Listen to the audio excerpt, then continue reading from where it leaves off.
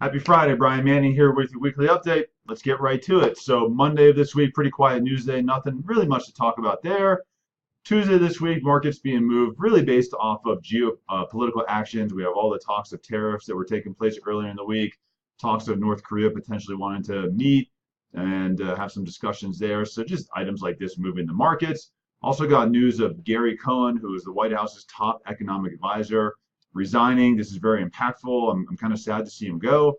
Really just disputes in the White House, not in agreement with the tariffs. And what I thought is very interesting as well is Gary Cohn very much not in agreement with backing out of the Paris Climate Accord. So probably a valuable person to have in the White House, and it's not really a great thing to see him move on, but it is what it is. Already jobs week. I can't believe it. First week of the month. So Wednesday of this week, we got ADP.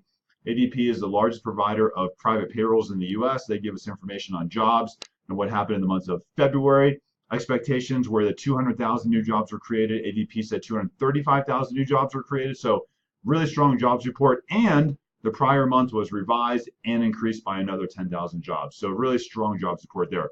Thursday, quiet news day. And then today, another jobs report. So the first Friday of the month, we get the BLS report, which is the Bureau of Labor Statistics. Blockbuster report says 313,000 new jobs created for the month of February. Prior month revised by 50,000 jobs. So overall, just really strong job market in the U.S.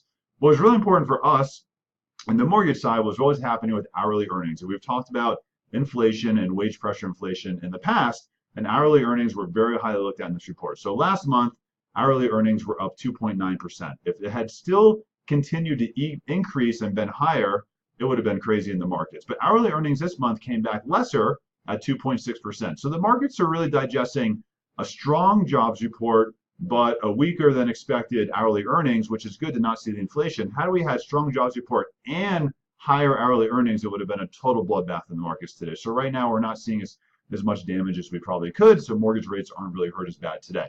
I'm around all weekend. If you have any questions, let me know. Love to be part of your business. Love to help you out. Love to pre-qualify your buyers. Let me know if you have any questions. Happy Friday. Have a great day.